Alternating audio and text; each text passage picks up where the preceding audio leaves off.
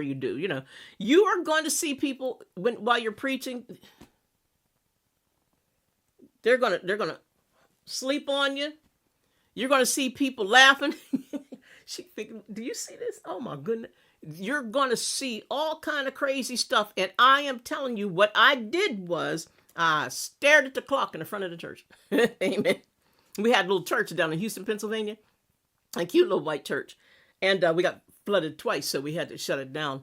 But when I was preaching, honestly, folks, I looked at the clock in the back of the church and preached. Amen. God says, be not afraid of their faces, for I am with thee to deliver thee, saith the Lord. He's with you. Why? To deliver you. God delivers you. If you have faith in God and you're bold and you're strong like he says to be, hallelujah, God will deliver you in every single instance. Sometimes you might see it. Sometimes you might not. But God delivers us every day. The evil that is sent against us.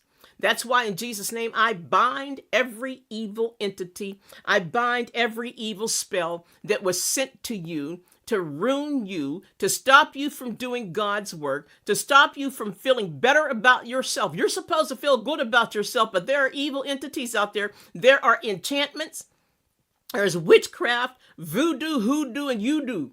There's everything out there to try to stop you from doing what God has called you to do. And I'm telling you today, stop it. Amen. Stop it. Hallelujah. Verse 9, he says, then the Lord put forth his hand and touched my mouth and said, the Lord said unto me, behold, I have put my words in thy mouth. God physically put his words into Jeremiah's mouth. Read the word and you too will have his words in your mouth. And don't ever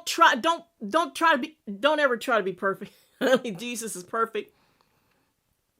There are some scriptures. There are times where your mind is not going to remember exactly what scripture you may be quoting or what scripture you may be saying, but you're saying it. It is written. It is written. How every time the devil tries to hit you with something, say, do like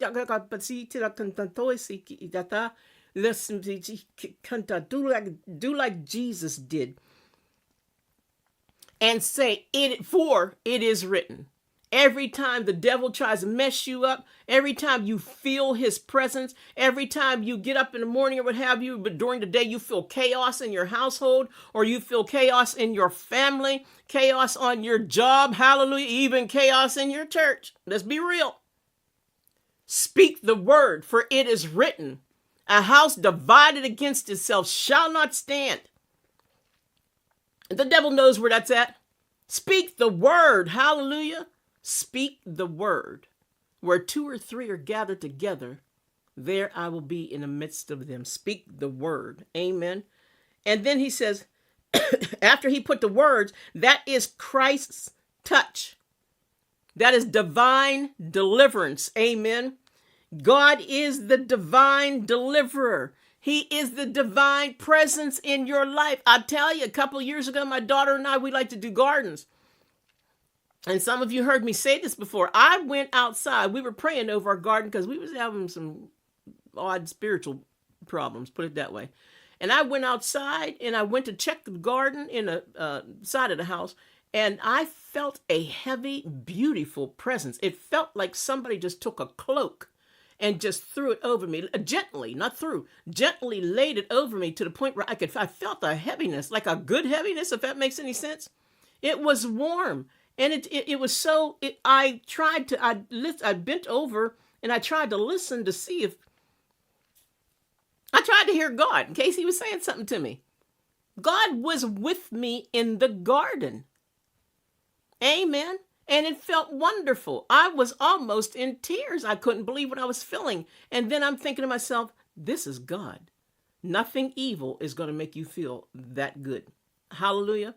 And that year, our garden grew like crazy. You guys probably watched some of our videos on YouTube. But we canned all kind of tomatoes and zucchini and greens, what have you. Amen.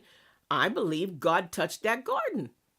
And I believe in Jesus' name that God is touching you, or he's going to touch you right now. The Holy Spirit of the Most High God touched these people so that they will know, they will hear you better. Take the scales off of their eyes so they can see the will of God, so they can discern right from wrong. They'll never be walked over again by the enemy in Jesus' name, and cause them to have their own little ministry with just them and Jesus, knowing that Jesus is the head, but it caused them to also learn from the proper avenues to learn to do what you would have them to do. Amen. God's divine presence is with you, and you have the touch of Jesus Christ on you.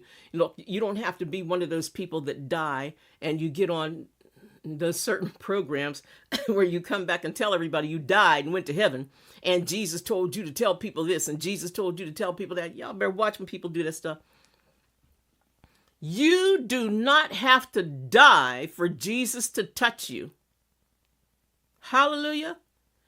Jesus can touch you in the middle of your living room right now, and you can, wherever you're at, Jesus can touch you in, hallelujah. Jesus can touch you to the point where you could feel the touch of his hand or his angel's hand, and you could smell. Have you ever smelt a rose garden?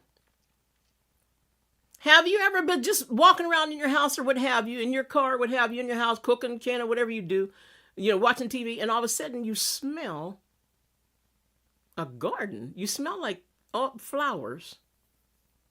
That is God's presence with you. Do you think the devil's going to come to you and have you smell roses? I don't think so. Marigolds? I don't think so. Nothing. That is God. Hallelujah. Think back on the times that happened to you and you just brush it off and you're like, okay, well, that was different. That was God. Look for the signs. Hallelujah. Hallelujah. Be not afraid of their faces. Hallelujah. And verse 10, see, I have this day set thee over the nations and over the kingdoms. Here we go. Hard word. God didn't set you over nations, kingdoms, and people, places, territories to hand out lollipops and cotton candy. He set you over these places to root out. Jeremiah 1:10. Write it down if you want to. Amen. Number 1, to root out and pull down. Hallelujah. Root out the wicked. Expose the wicked. In fact, that's what my name means, Esther. Esther exposes. She's an exposer. Expose wicked. So many people are afraid to expose wicked. That's why that's why some churches have lost their power, because the pastors are afraid to expose wickedness. Some of them get paid not to, and they want to keep the money. They want to keep the church. Amen. Root out and pull down, and to destroy, and to throw down, to build, and to plant. Amen. Root out, throw down, build, and plant. You are supposed to root out wickedness. And you do this by prophesying the word of God, reading the Bible, preaching the word, prophesying what God, the Holy Spirit, tells you to say. Do what the Holy Spirit tells you to do. Amen. Hallelujah. And no, you're not going to be on anybody's favorite list. Stop. Here's another thing. I learned this the hard way. I've fought this for years. I have to admit. I had a kind of life where I was never appreciated. Uh-oh, you guys know where I'm coming from with this, right? And what happens is, if you have the kind of life where you're never appreciated, nobody cares, you're always looking for the approval of man. That is the worst thing that you could do. I wish you guys could know how many years I preached this word, still looking for the approval of man. It is a stronghold. A lot of preachers are fighting that. It's a stronghold. You're constantly looking for approval of man. Did God tell that Jeremiah didn't have a problem with having the approval of man? Yeah, he was a man of peace. But he was a weeping prophet because he